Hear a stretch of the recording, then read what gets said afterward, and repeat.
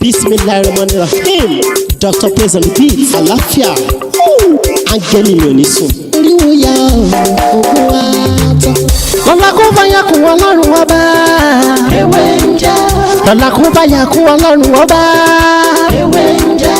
Ewé ajẹ́. Ewé ń jẹ́. Àwọn olórí bá bọ́ sóhun mi lọ́jọ́ dìbò. Ewé ń jẹ́. Ewé.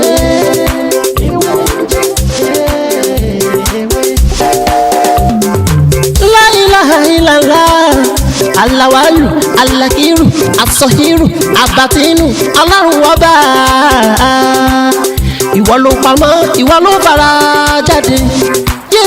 Alárágbá yìí dániyàn, ara tó wù ọ́ dáadáa ló dẹ̀ ń dá. Èyí tó ní káwa máa fẹ́ wé dá ládẹ̀ fi dá.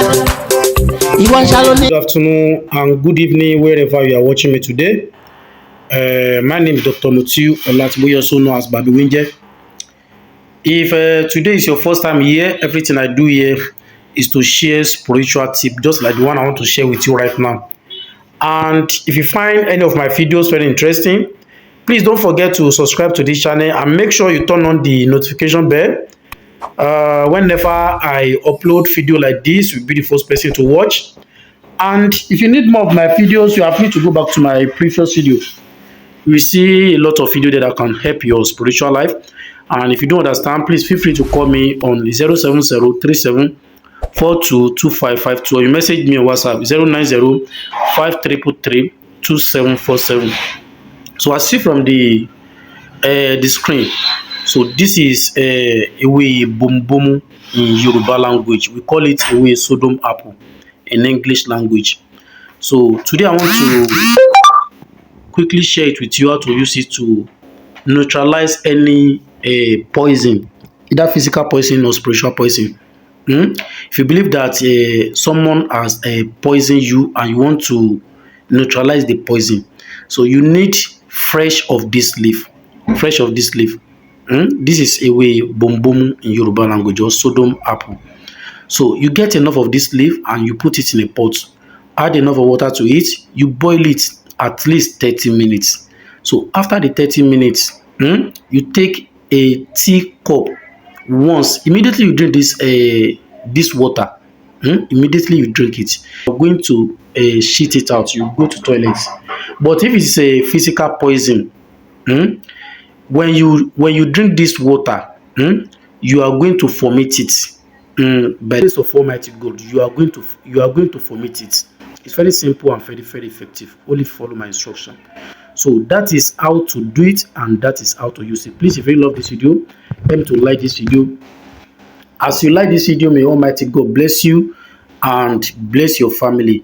So 18 dollars on you ni bí a ṣe ń lo ìbòmbòm tútù bí a ṣe ń lò láti lè fi pọ̀ poison jáde téèyàn bá jẹ ojú oorun tàbí èèyàn fún èèyàn ní poison lójú ayé. Tí a bá ti rí ewé ní surround wa, mi ò mọ̀ bóyá tí a bá ṣe ewé tá bá preserve omi a lè preserve omi but mi ò mọ̀ pa yẹn. But instruction ni pé tí èèyàn bá jẹ poison tó wáyé pé nǹkan yẹn wá ń dà yẹn láàmú nínú ara, bóyá nínú ẹni náà ni o, tàbí ó jí lójú oorun, ó jẹ oúnjẹ ojú oorun, inú bẹ̀rẹ̀ sí ní lọ ẹ̀, ewé ní kẹ́ jẹ́ ká wá tútù ẹ̀ ká wá sè kó hó dáadáa bí 30 minutes. Ewé ní Ewe Bombomu, tá bá ti wá sè bí 30 minutes, ẹ jẹ́ ká yọ omi ẹ̀ sínú ibì kan. Tá bá ti wá yọ omi ẹ̀ sínú ibì kan, ẹ wá jẹ́ kí ẹni tó jẹ májèlé yẹn kó wá mu dédé tea cup, àwọn cup kéèké yẹn tí ó ṣe cup tó bá tóbi jù kó mú. Ní agbára Ọlọ́run, tó bá jẹ́ pé ẹni yẹn tó bá jẹ́ pé poison yẹn tó bá jẹ́ pé poison ojú oorun ni, tó bá jẹ́ pé poison ojú oorun, ẹni náà máa lọ ya ẹ̀gbẹ́ yẹn ní kíákíá. Àmọ́ tó bá jẹ́ pé wọ́n fún ẹni yẹn ní poison jẹ gangan lójú ayé, tó jẹ́ pé poison tí wọ́n fún lójú ayé tí wọ́n ń dẹni yẹn láàmú, tá bá ti lè fún ẹni yẹn ní kíní ìmú lágbára Ọlọ́run, á pọ̀ kíní yẹn jáde, á pọ̀ ní agbára Ọlọ́run. Mi ò mọ̀ bóyá tí wọ́n bá ṣe omi yìí kan preserve ẹ̀, kò sí inú àkọọ́lẹ̀ bẹ́ẹ̀. So bí a ṣe máa ń lò náà ni mo ṣàlàyé fún wa yẹn. Èmi náà lọ́mọ yín àbúrò yín olólùfẹ́ yín Dr. Mutiu Olatiboye táyé máa ṣe wọ́n jẹ́. Tó bá dìgbà míì, á tún mú ọ̀rọ̀ mi tó tún yàtọ̀ sí eléyìí wá. Ẹ má wá gbàgbé láti subscribe sórí ètò kílé kò fún wa ní ọ̀pọ̀lọpọ̀ àǹfààní lórí àwọn nǹkan mìíràn tá a ṣe àtèyí tá a ṣe, torí pé èyí tí a ti ṣe ó pọ̀ ju èyí tí a ti ṣe lọ. Ó dàbọ̀. lọ́la kó bá yà kún ọlọ́run ọba. ewé ń jẹ́. lọ́la kó bá yà kún ọlọ́run ọba. ewé ń jẹ́. ewé ajẹ́. ewé ń jẹ́. àwọn lómi bá bọ́ sóhun mi lọ́jọ́ dìbò. ewé ń jẹ́. ewé.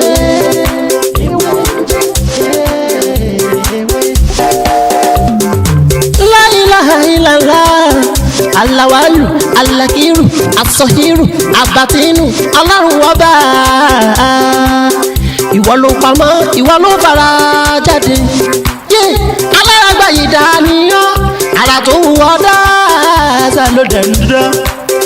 Èyí tó ní káwa máa fẹ́ wé dá ládẹ̀ fi dá. Ìwọ ṣàlò ní kọ́kọ́rọ́ gbogbo ẹ̀mí nìyẹn. Fásikúrò ni wọ́n síkúrò ni wọ́n nínú ìsìnkú. Láfi ń ṣe tiwa ewé jẹ́ òbẹ̀ èyí tó dá fún wa ládẹ̀ gbójúlé èyí tó ní ká ló ládẹ̀ ń lò ọba ńlá ń dákun máa jẹ́ ká ṣiṣẹ́ ọba tó rí gbogbo ẹ̀dá ta ò rí ìwọ lọ́ba tá ń gbàṣẹ lọ́dọ̀ rẹ̀ à ń bẹ̀ ọ́ à ń bẹ̀ ọ́ à ń bẹ̀ ọ́.